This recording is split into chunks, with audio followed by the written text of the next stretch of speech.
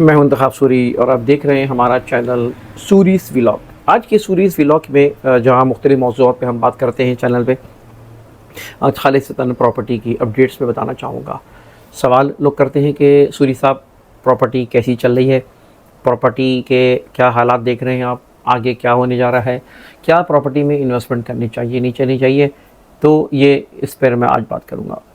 دیکھیں، سب سے پہلی بات تو میں بتاؤں کہ اس وقت پراپرٹی تو واقعی بہت ڈاؤن ہے، پراپرٹی کا حال اچھا نہیں ہے، برا ہے، کافی زبوں حالی کا شکار ہے پراپرٹی۔ اچھا، اب اس میں یہ ہے کہ کئی وجوہات ہیں، آپ کہہ سکتے ہیں، جس طرح کہ آپ دیکھ رہے ہیں ملک کی حالات چلے آ رہے ہیں۔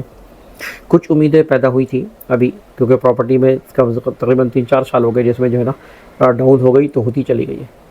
اب تھوڑے سے حالات کچھ بہتر ہوئے تھے، یعنی ہوتا یہ ہے کہ جب رمضان شروع ہوتے ہیں نا تو وہاں سے لے کے محرم تک کے عام طور پہ حالات اچھے نہیں رہتے پراپرٹی کے نا، تمام کاروبار میں اثر پڑتا ہے تاکہ محرم نہ گزر جائے۔ اچھا چلے، محرم گزر گیا تو پھر بقرعید آ گئی، معذرت چاہتا ہوں، پھر بارشیں ہو گئی، بارشیں ختم ہوئی تو پھر اس کے بعد جو ہے نا افغانستان سے ٹینشن، جنگ شروع ہو گئی۔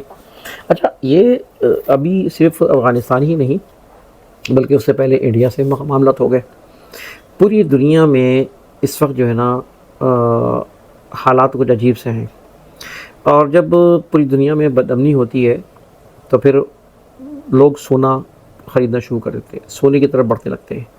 یہ وجہ ہے کہ آپ دیکھیں کہ سونے میں لوگوں کی انویسٹمنٹ بہت زیادہ ہو گئی۔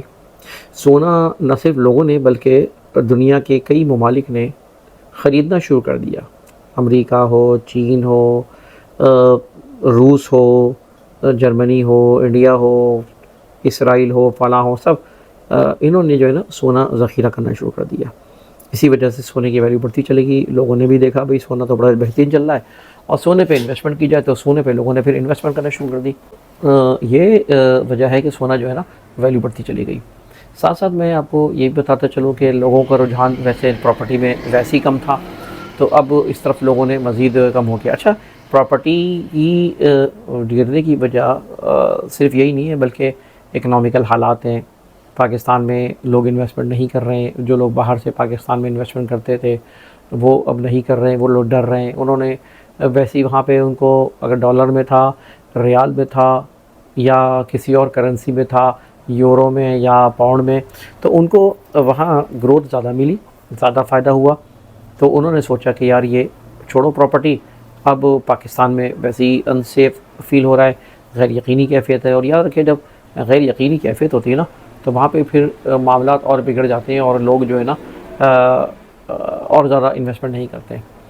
تو پراپرٹی میں کیونکہ ہوا یہ کہ اب شہر کے اندر پراپرٹی بڑھ رہی ہے، شہر کے اندر پراپرٹی کی ویلیو بڑھ رہی ہے، اور شہر سے باہر جو ہے نا وہ پراپرٹی کی ویلیو نہیں بڑھ رہی۔ اس کی وجہ یہ بھی ہے کہ وہاں بلڈر ڈیولپ نہیں کرتے۔ سندھ میں تو حال یہ ہے کہ گورنمنٹ جو ہے نا وہ خود سپورٹ نہیں کرتی۔